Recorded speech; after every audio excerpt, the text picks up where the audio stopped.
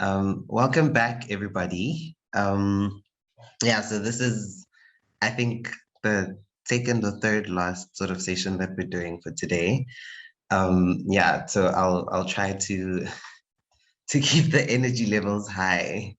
Yeah, so what I'm presenting to you guys is basically on the climate disclosure data and trends, both globally and locally.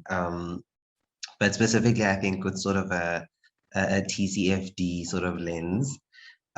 Yeah, so it's just really just about looking at where sort of international companies are related to sort of their TCFD disclosure and where sort of our South African companies are. Yeah, so I'll get going.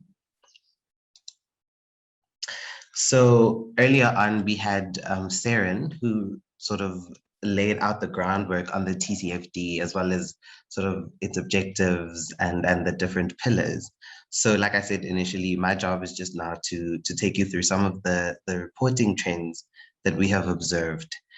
So this first slide really just shows a summary of the TCFD related statistics as sort of shared by the Task Force for Climate Related Financial Disclosures on their website. So as you can see, sort of since the start of the recommended disclosures, there have been over 2,300 organizations that have or that globally support the TCFD recommendations. And this spans across 88 countries all over the world. So if you look at the graph sort of on your left, that just shows it just shows the annual increase in the number of organizations that have officially expressed their support since the inception of the recommended disclosures. So if you look between sort of the 2017 and 2018, well, between 2017 and 2019, the increases in those sort of organizations that are taking or that have taken up or have become supporters of the TCFD have sort of been moderate. But from 2020 onwards, this has really shot up. This is obviously because of the interesting lives that we have been leading since 2020, and I guess people just being more aware that the environment sort of plays a huge role in just the normal day-to-day running of our lives. So I think sort of with COVID happening and just this increase in all these natural disasters that we've been seeing over the years, people are becoming a little more conscious of just how material climate change is to just the day-to-day running of businesses and organizations all over the world. So if you look in 2021, because this report that was released is up to the first quarter of 2021. So the number of increases already are sitting at 266, or were sitting at 266, which is very close to sort of how they've been in the first 3 years of the TCFD. So projections are showing that it might be possible that we're looking at, by the end of 2021, well over like 1,000 organizations becoming formal supporters of the TCFD. So just a note here, formal support doesn't necessarily mean that the companies will be sort of releasing TCFD reports. It just means that they've begun sort of their journey in terms of, or they are formally committing to sort of beginning the work towards their own implementation of the recommendations.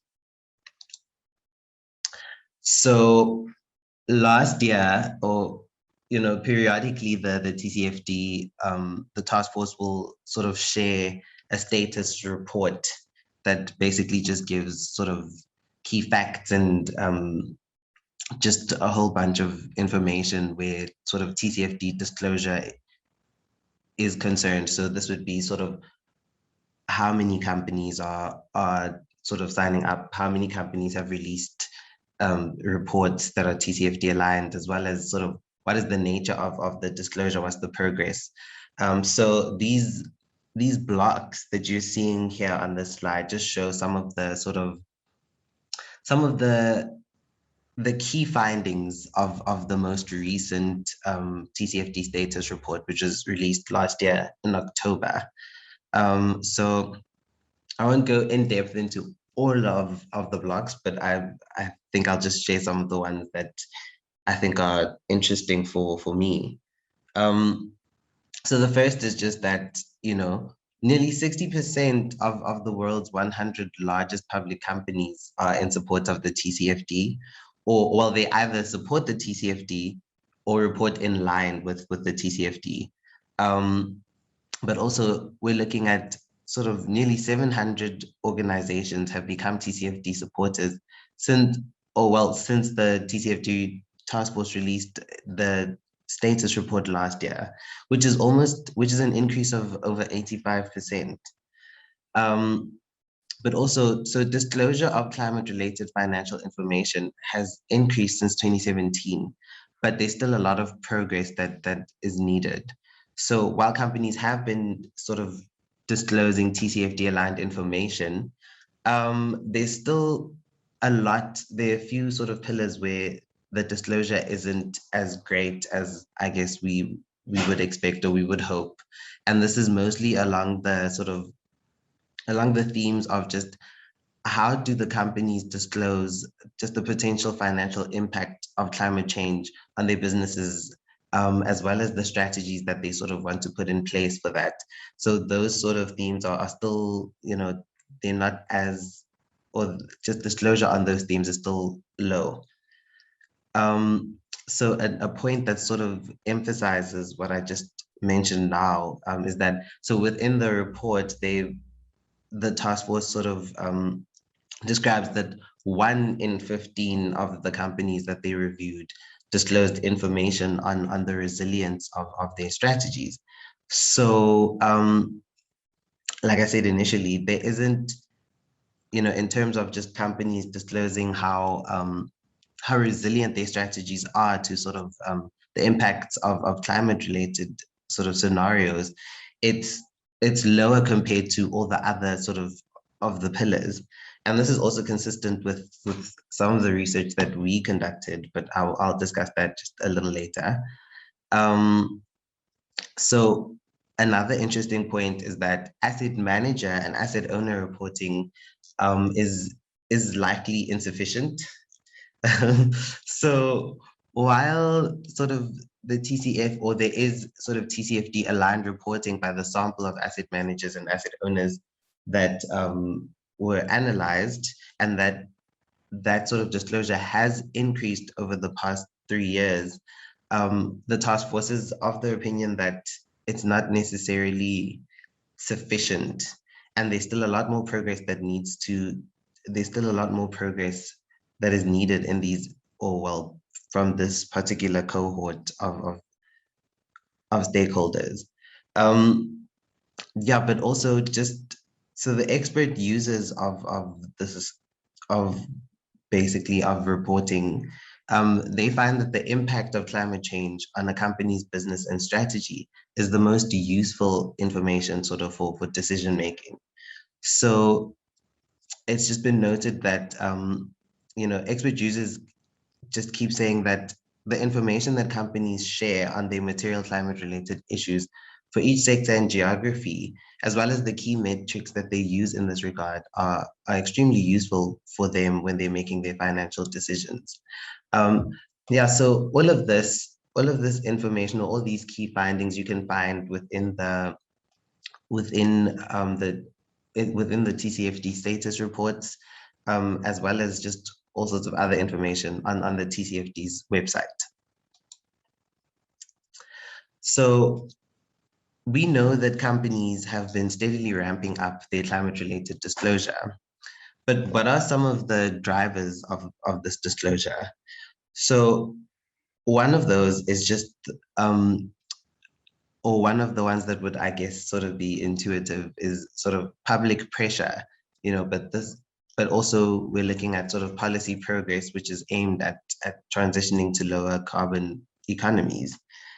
So regulators and governments around the world are increasingly under pressure to introduce mandatory or compulsory requirements for the disclosure of climate-related financial risks and opportunities. So as more sort of legislation and more policies are put into place, it's only, it's only likely that disclosure is going to accelerate as the months and the years go by, because there are quite a few countries that are already looking at making disclosing against the TCFD a mandatory action. So this, already this is happening. So there are a lot of countries that are already making moves.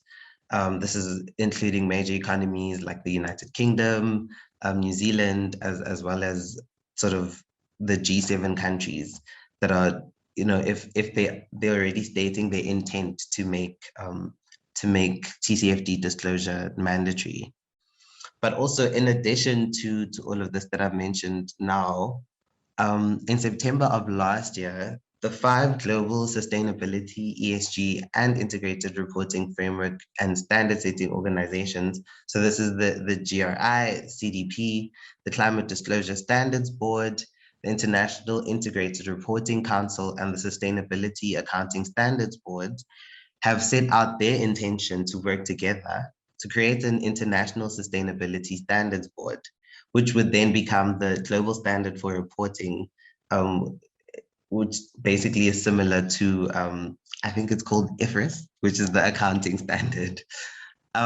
So as TCFD aligned disclosure accelerates in jurisdictions around the world, it then becomes clear that for South African companies, they will also need to do the same. If they want to sort of remain competitive, and they want to continue sort of attracting international investment, or even just being able to meet the requirements of other countries or places where they may sort of be listed or where they might have operations, it becomes more and more important for them to look at just improving their climate related disclosure and, well, the TCFD in particular. So when we're looking at sort of a more local, or we're looking at the more local trends, there's sort of 2 research projects that I think can offer some assistance in sort of this analysis of local trends. So the first of these is this report that you're seeing on this current slide. So it's called The Emerging Importance of the TCFD Framework for South African Companies and Investors. And this was a project that we, Six Capitals, did in collaboration with WWF SA's Sustainable Finance team. And this was research that we conducted with the aim basically just to understand what the take-up is of the TCFD framework is in South Africa by the South African companies as well as investors. So part of this research included engagements with representatives from both listed companies and investors. So this includes all manner of the investors you can think of. This would be asset managers, retirement funds, industry bodies, as well as private equity investors. So in these engagements, members of our team would sit with members from the other sort of companies and investors, just to sort of discuss various aspects of the TCFD framework.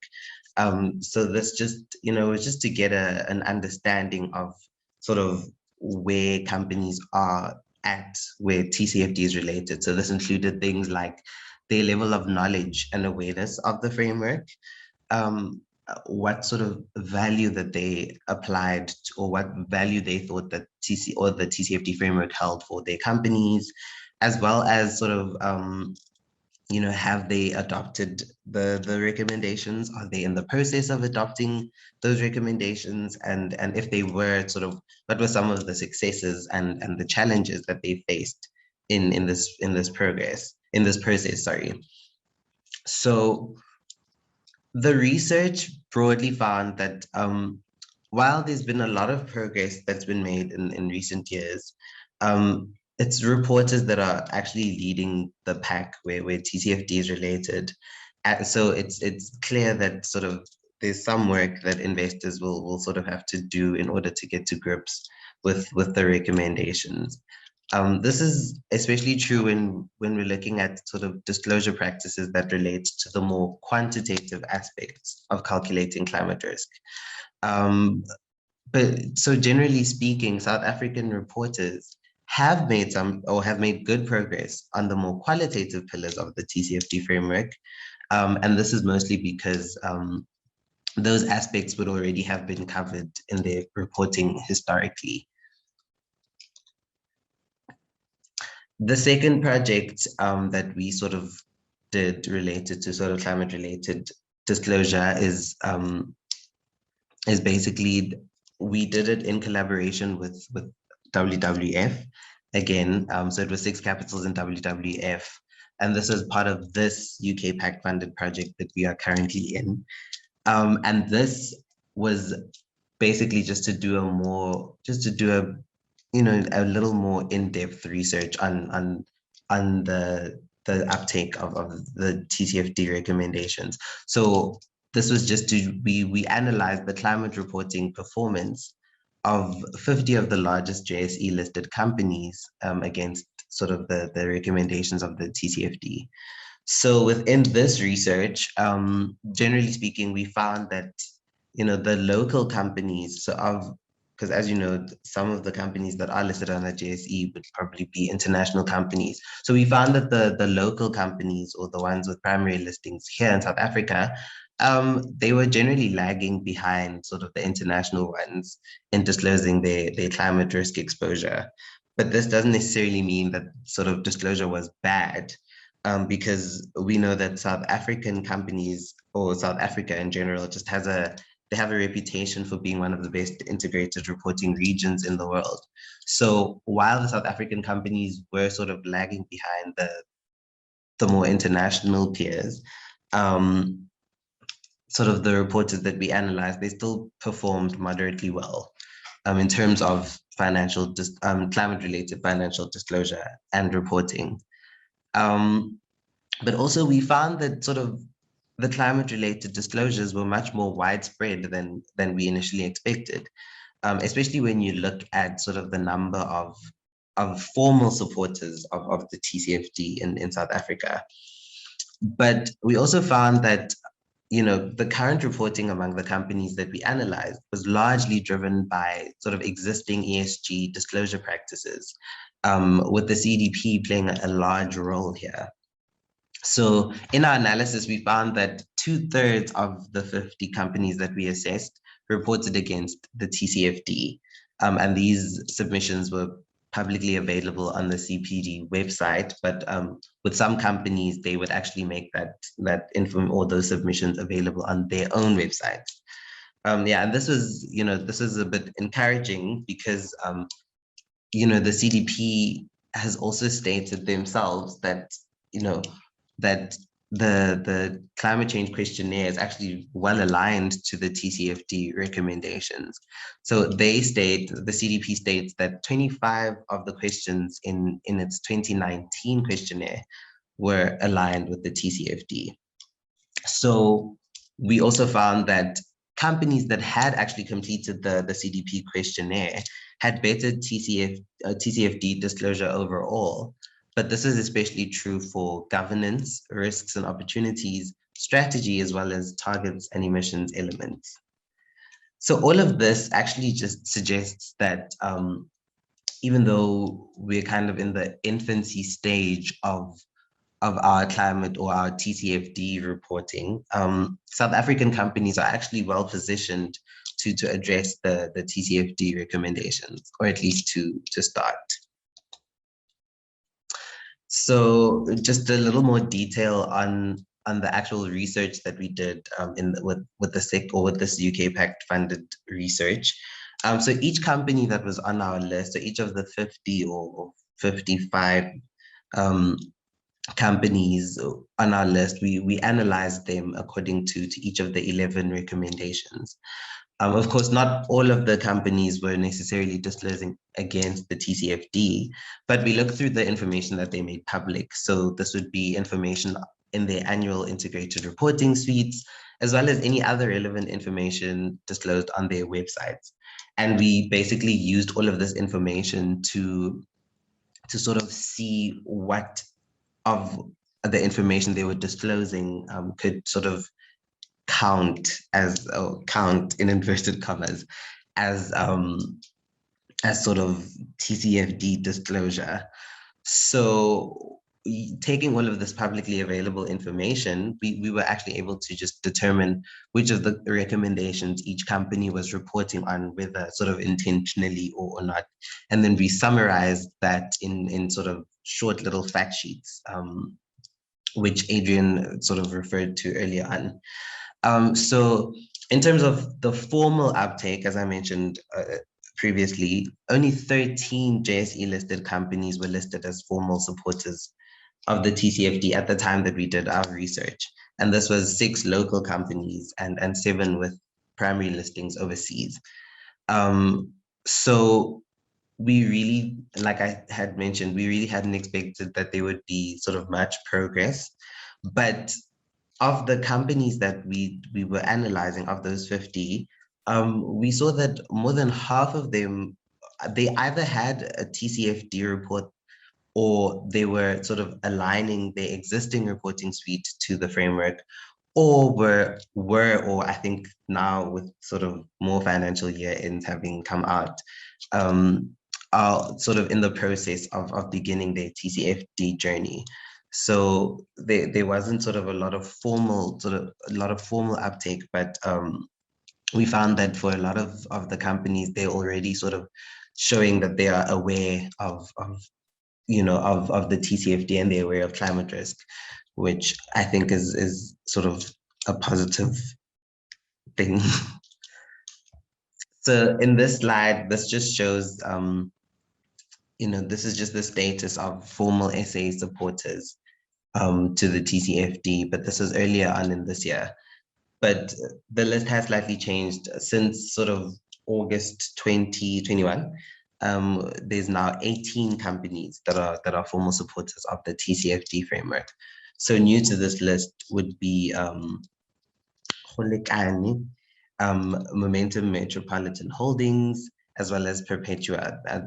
I think those are names that most of us are familiar with. Yeah. So as I mentioned earlier, although there's sort of, we're still in our infancy phase in terms of climate-related financial disclosure, there are some indications that disclosure is quickly gaining prominence locally. So some examples we're seeing of how this is happening include sort of there's an increased understanding of climate risks. So the TCFD recommendations have proven to be a useful tool in understanding and reporting on climate risks, with the move towards sort of quantifying them. So the framework also has assisted both investors and companies in identifying the gaps in their understanding as well as analysis of climate risks. So there's a lot more fruitful engagement. So local asset managers have found that engaging with investee companies using the TCFD framework as sort of as a basis for a start to the conversation has actually helped them better understand those companies' risks, and it's also helped them influence those companies to adopt the framework themselves. And obviously we have, increased internal stakeholder buy-in. So just the process of developing a more dedicated just developing reports that are either, dedicated to TCFD or aligned to TCFD. This has helped sort of it's helped highlight the benefits of the TCFD's recommendations, and it's sort of, been working to influence more companies into adopting them.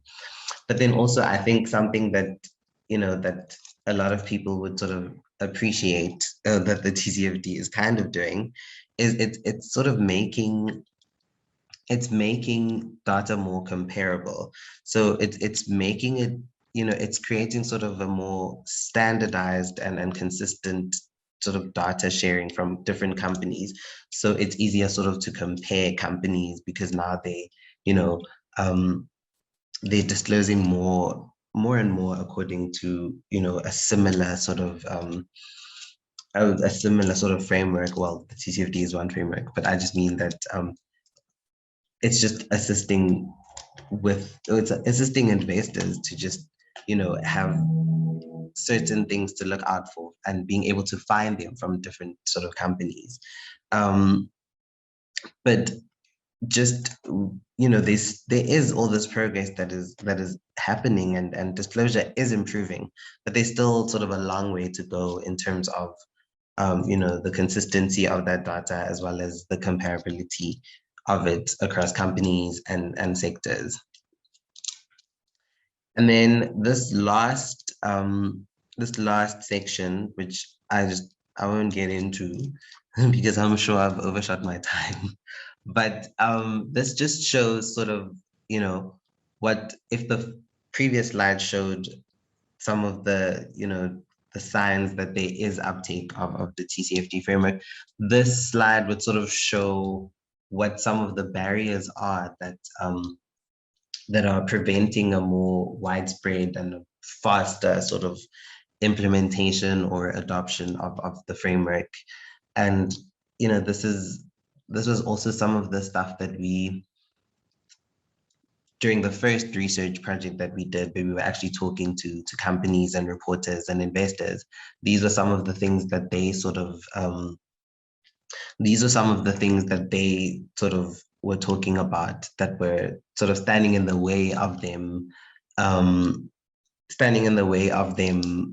actually reporting against the TCFD. So I'm just gonna sort of speak to some of the ones that I think I heard, or that I heard more of.